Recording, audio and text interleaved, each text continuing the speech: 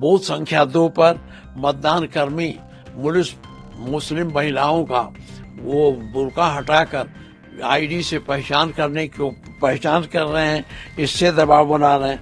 Booth संख्या 6, 7, 8 मोहम्मदपुर पर भाजपा के सैकड़ों कार्यकर्ता झंडा लेकर मतदाताओं को डरवा रहे। इस तरह से तमाम बूथ ऐसे हैं, वहां के लोगों को पुलिस के अधिकारी जाके धमकाते थे।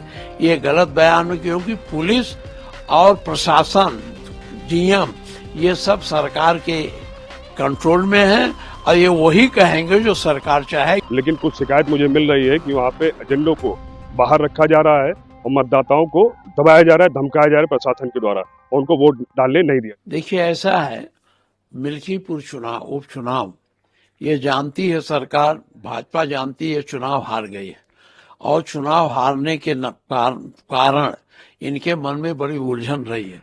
इसीलिए हर तरह से उस चुनाव को अपने पक्ष में करने के प्रयास में हैं। कहीं वोट नहीं डालने देना, कहीं रोकना, कहीं धमकाना, और किसी पोलिंग से एजेंटों को, हमारे एजेंटों को खदेड़ देना, ये आम बात हो गई है। ये सारी प्रक्रिया लोकतंत्र के खिलाफ है। अभी इसके पहले हमारे अध्यक्ष जी जब गए थे तो उनके जो हेलीकॉप्टर को उतरना था तो उसका कोऑर्डिनेट भी गलत कर दिया था।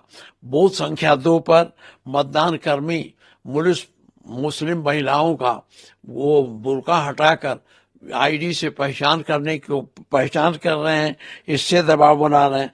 बूथ संख्या 6, 7, 8 मोहम्मदपुर पर भाजपा के सैकड़ों कार्यकर्ता झंडा लेकर मतदाताओं को डरवा रहे। इस तरह से तमाम बूथ ऐसे हैं जिनका आप देखेंगे तो वहां बहुत बड़े पैमाने पर गड़बड़ी हो रही है, और पुलिस प्रशासन पूरी तरह से ये भाजपा का कार्यकर्ता के रूप में वहां काम कर रहा है, और वहां का डीएम, वहां का एसडीएम और पुलिस एसपी, ये सब सरकार के तरफ से किसी भी तरह से उस सीट को जीतने के प्रयास में लगे हैं, और मतदाताओं को इस तरह से भयभीत कर दे रहे हैं जिससे कि वो अपने मतदान का प्रयोग ठीक से न कर। स्पष्टीकरण दिया कि कहीं भी इस तरह की जो बातें बेबुनियाद बताई उन्होंने। देखिए, वो तो ऑलरेडी भाजपा के नेताओं के आदेशों को मानने के लिए अपने को बाध्य मानते हैं, इसलिए वो इस तरह की सफाई देते हैं। ऐसी बात है नहीं। मैं खुद 6 दिन था वहां मिल्कीपुर में, जगह जगह जहां मैं जाता था वहां के लोगों को पुलिस के अधिकारी जाके धमकाते थे।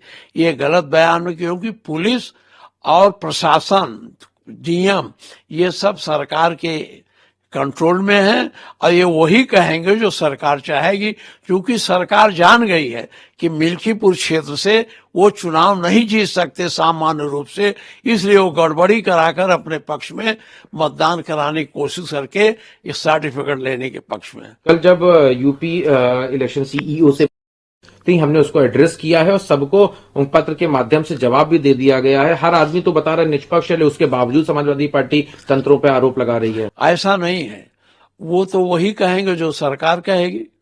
सरकार के अनुसार ये अधिकारी इलेक्शन कमीशन के अधीन तो हैं, लेकिन सरकार इन पर कंट्रोल कर रही है। और इलेक्शन कमीशन खूब तो वहां मौन धारण किया है, अपना पर्यवेक्षक भेज के जांच करावे कि बातें गलत है सही है। कोई जाता तो है नहीं, वहीं से लिख देते हैं। ये आरोप उनका कि सब सही है, ये जवाब उनका कहना कि सब हमारा सही ढंग से चल रहा है, असत्य है। देखिए, समाजवादी पक्ष में वोट पड़ रहा है, लेकिन यहाँ पे कुछ अराजक तत्व है जो मतदाताओं को प्रभावित कर रहे हैं, उनको वोट नहीं डालने दे रहे हैं, और यहाँ पुलिस प्रशासन जो लगी हुई है वो भी दबाव बना रही है समाजवादी पार्टी के पक्ष में वोट ना पड़े। लेकिन मिल्कीपुर की सम्मानित जनता जो है सिर्फ और सिर्फ अखिलेश यादव जी की साइकिल पे ही मोहर लगा रही है। देखिए, हम समाजवादी की पूरी तैयारी है, सारे पोलिंग बूथ पे हम लोग की एजेंट है, लेकिन कुछ शिकायत मुझे मिल रही है कि वहाँ पे एजेंडों को बाहर रखा जा रहा है और मतदाताओं को दबाया जा रहा है, धमकाया जा रहा है प्रशासन के द्वारा, और उनको वोट डालने नहीं दिया जा रहा है। देखिए, मुझे यहाँ जहाँ पे आप खड़े हो, घाटमपुर में शिकायत मिली है, शिवनाथपुर पे मिली है, कुमारगंज में मिली है, ऐसे सैकड़ों जगह से शिकायत मुझे मिल रही है, और मैं यहाँ पहुंचा तो आपने भी देखा, अपने कैमरे में कैच भी किया है ये घटना को। देखिए, उच्च अधिकारियों से बात हो रही है कि निष्पक्ष चुनाव कराया जाए, समाजवादी पार्टी के पक्ष में यहाँ के मतदाता है।